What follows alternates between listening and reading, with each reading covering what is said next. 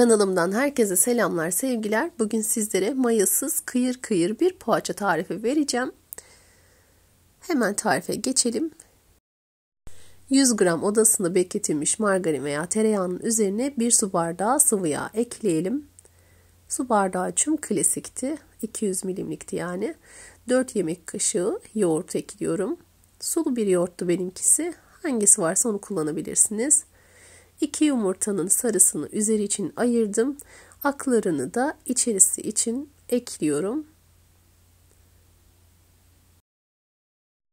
1 çay kaşığı dolusu da tuzu ekledikten sonra 1,5 paket kabartma tozu ekliyoruz. Bir paketin tamamını, diğer paketin de yarısını kullanacağım. Eğer yarısını göz kararı ayarlayamıyorsanız 1 tatlı kaşığı ekleyebilirsiniz. Yani 1 paket artı 1 tatlı kaşığı olarak kabartma tozunu ayarlayabilirsiniz. 1 yemek kaşığı dolusu da sirkeyi ekledim. Ve hemen kabartma tozum aktif olmaya başladı gördüğünüz gibi. Üzüm sirkesi kullandım ama evde hangisi varsa onu da ekleyebilirsiniz. Malzemeleri şöyle bir güzel karıştıracağım. Daha sonra da azar azar un ekleyerek güzel bir kurabiye hamuru yoğuracağız. 4,5-5 su bardağı kadar un kullanılıyor. Ona göre ayarlayabilirsiniz. Markadan markaya miktar değişkenlik gösterecektir. Hamurun kıvamı asla sert olmayacak. Ele yapışan bir hamur da olmayacak. Azar azar ekleyin.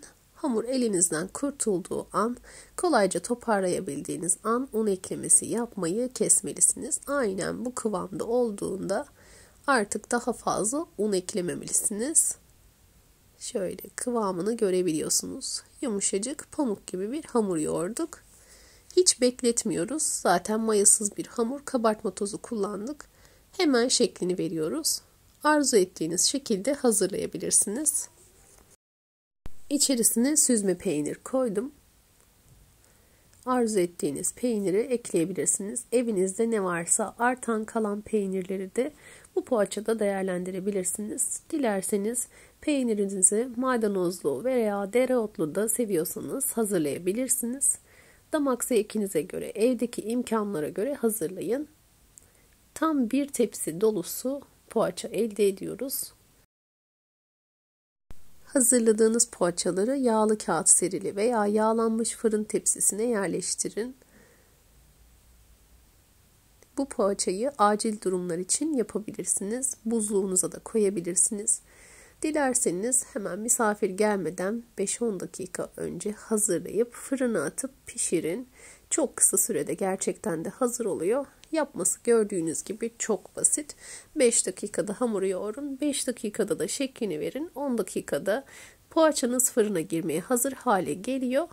Oldukça pratik, kıyır kıyır nefis bir poğaça oluyor.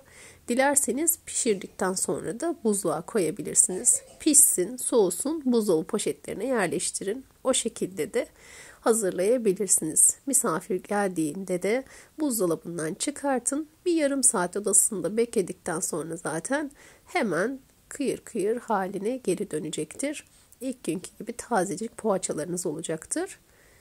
Poğaçalara şeklini verdim. Gördüğünüz gibi tam bir tepsi dolusu poğaçam oldu. Üzerine hiç bekletmeden yumurta sarısını sürüyorum. Malzeme miktarını açıklama kısmına da net bir şekilde yazacağım. Oradan bakarak da yapabilirsiniz.